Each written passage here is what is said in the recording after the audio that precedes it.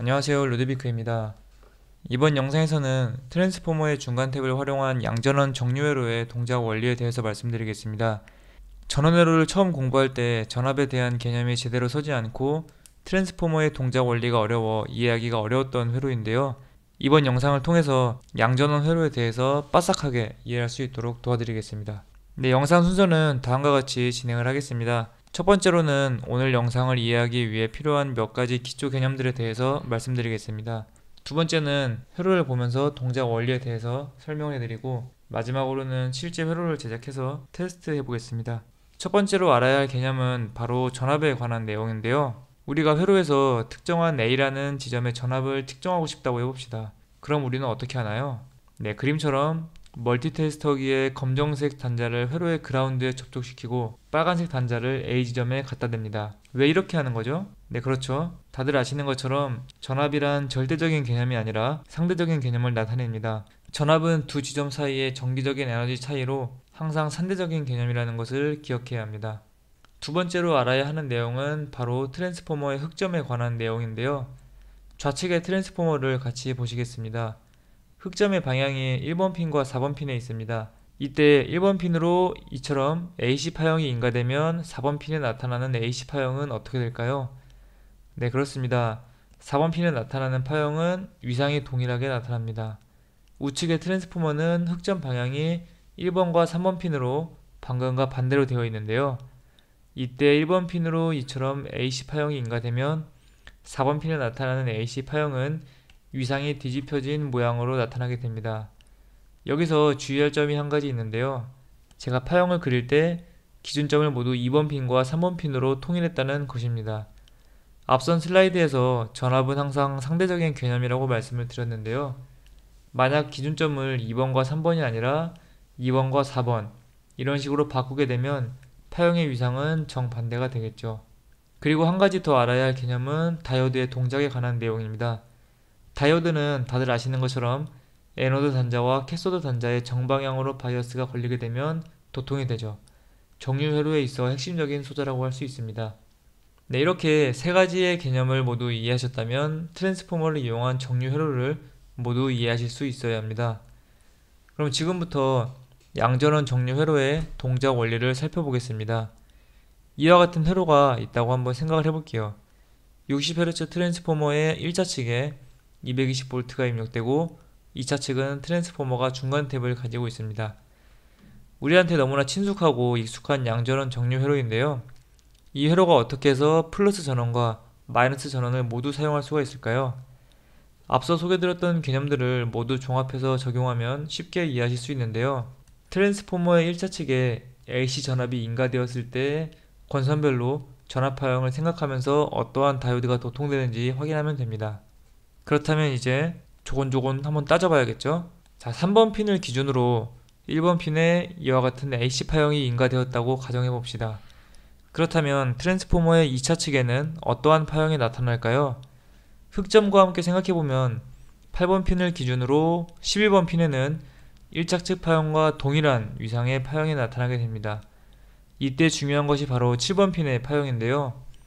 마찬가지로 트랜스포머의 흑점 방향과 함께 생각해보면 현재 8번 핀을 기준으로 하고 있기 때문에 7번 핀에 나타나는 파형은 이처럼 위상이 뒤집힌 형태로 나타나게 됩니다. 이 점을 분명하게 이해하셔야 어떠한 다이오드가 도통되는지 이해하실 수가 있습니다. 자, 이제 다시 위쪽 11번과 8번 권선을 고려해 보겠습니다.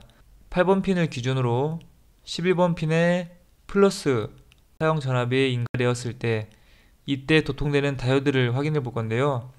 자, 11번의 플러스 방향을 따라가 보면 이때 도통되는 다이오드는 D1이 되죠.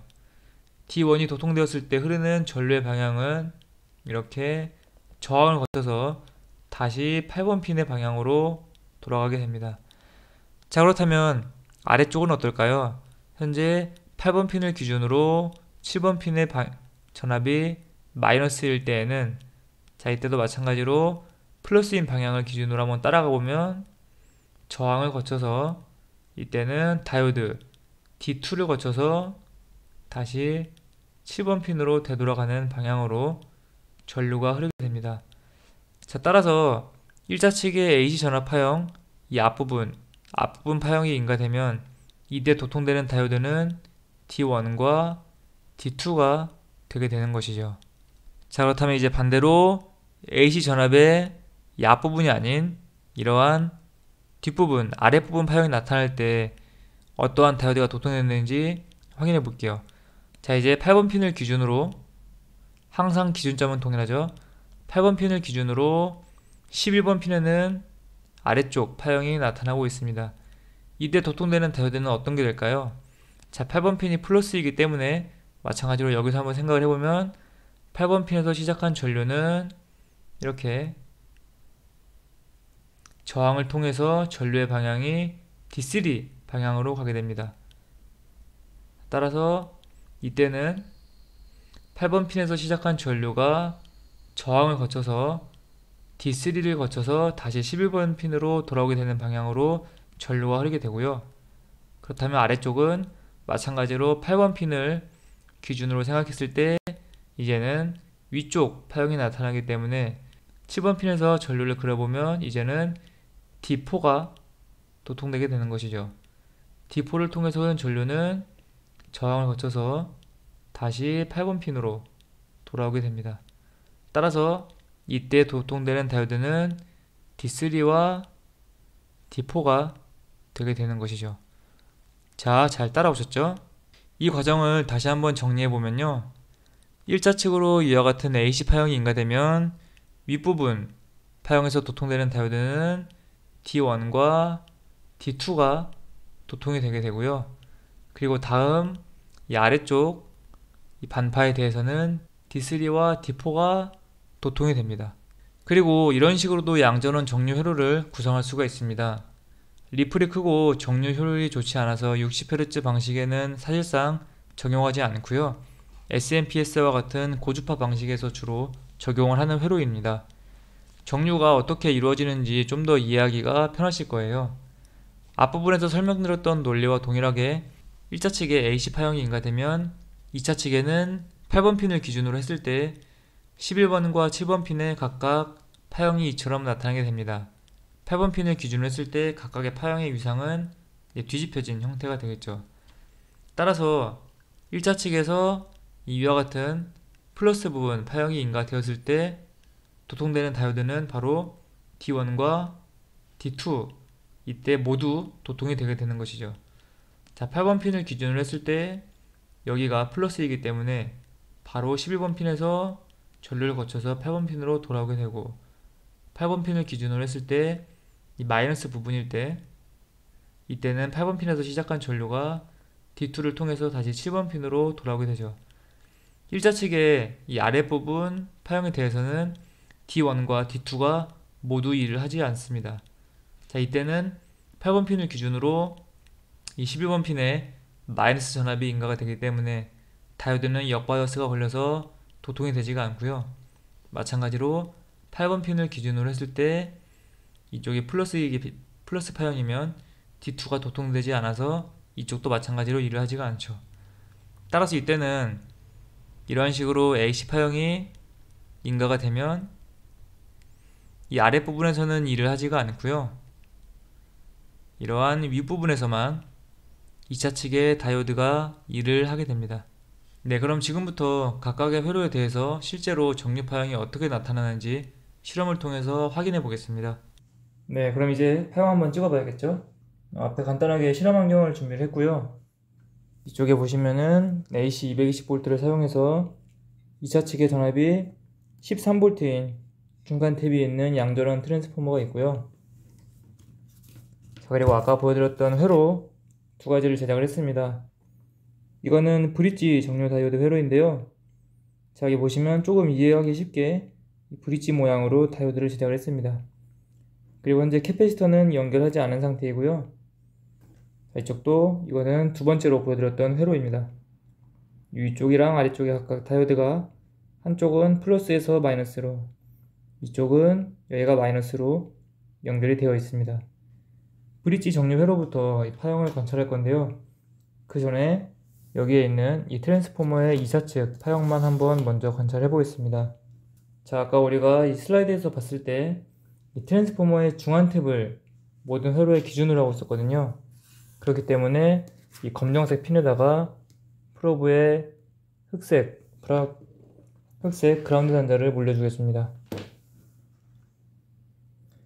그리고 이 노란 색깔 핀으로는 위쪽 파형을 측정을 하고요.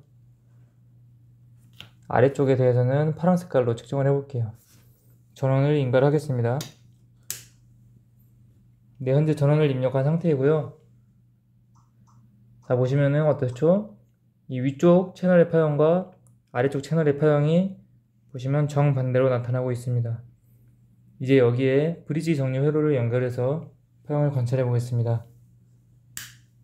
네, 지금 보시면 트랜스포머의 채널을 브릿지 정류 회로와 연결한 상태이고요. 이 상태에서 아까랑 동일하게 이 트랜스포머의 중간 탭을 기준으로 해서 위쪽 채널과 아래쪽 채널의 전압을 비교해 보겠습니다. 따라서 그라운드의 단자에 오실로스코프의 흑색 단자를 물려주고요. 이 한쪽은 위쪽 채널, 한쪽은 아래쪽 채널을 파형을 한번 확인해 보겠습니다. 자, 전원을 인가하면 이 위쪽 노란 색깔 파형이 보시면 현재 이 위쪽이랑 연결이 되어 있거든요. 자, 아래쪽은 이렇게. 자, 아까 슬라이드에서 설명드렸다시피 이렇게 되면 트랜스포머의 1차 측에 220V가 입력이 될 때 이 앞쪽의 윗부분과 아래쪽에 있던 뒷부분이 모두가 정류돼서 이렇게 모든 다이오드들이 일을 하고 있는 것을 알 수가 있습니다. 자, 이 상태에서 이렇게 연결을 떼어놨던 캐패시터를 붙여주게 되면요, 이제 이런 식으로 평활이 되는 것을 확인할 수가 있죠. 아래쪽도 마찬가지로 캐패시터를 연결해주면 이제 평활 회로가 연결이 되는 것입니다. 이렇게 되면 이 양전원 정류 평활 회로가 되는 것이죠. 이 정류가 되는 것을 보여드리기 위해서 아까 실험에서는 캐패시터를 뺀 상태로 실험을 진행을 했고요. 이어서 이 회로에 대해서도 한번 확인을 해볼게요. 네, 보시면 회로 연결을 맞춰놨고요. 아까 두 번째 회로랑 보시면 똑같이 생겼죠? 이 트랜스포머의 중간 탭을 그라운드에 연결하고 위쪽에는 다이오드, 그리고 아래쪽에는 이 반대쪽으로 다이오드가 있습니다. 마찬가지로 이 중간 탭 그라운드 부분에 오실로스코프의 흑색 단자를 물려주고요. 노란색 채널로는 위에 쪽, 그리고 파란색으로는 아래쪽 파형을 관찰해 보겠습니다. 자, 전원을 인가하면 브릿지 정류 회로와는 다르게 1차 측에 AC 220V 파형이 인가될 때 앞쪽에 부분만 일을 하고 있는 것을 알 수가 있습니다.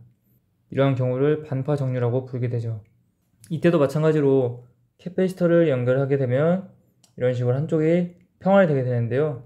자, 아까랑 다르게 미세한 차이지만 리플이 좀 더 심하다는 것을 알 수가 있습니다. 아래쪽도 마찬가지로 캐패시터를 연결하게 되면 마이너스 전원이 되게 되죠. 두 쪽을 한 번에 붙여볼까요?